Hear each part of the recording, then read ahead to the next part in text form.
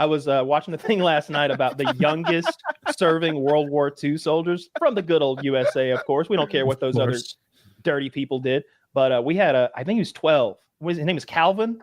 This 12-year-old named Calvin, abusive family, wants to get out of that, but he's a 1940s 12-year-old. So he's half a man already. Yeah. And so he goes to enlist. And the dentist is checking him out. And he's like, yeah, okay, 17. All right. And he's like, son, you got baby teeth.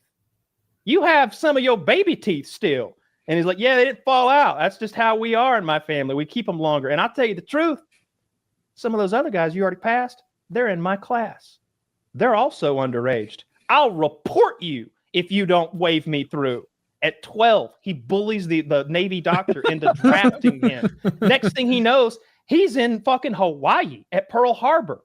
Next thing he knows, he's in the Pacific, hauling ammo to 40 millimeter anti-aircraft guns, fighting the Japanese off of the Yorktown because it's being attacked. Did you see a picture of him by chance? What did he look like? Well, 5 minutes later, there's a huge explosion and he gets shot right in the face, knocking a bunch of his baby teeth out. But what does 12-year-old Calvin do?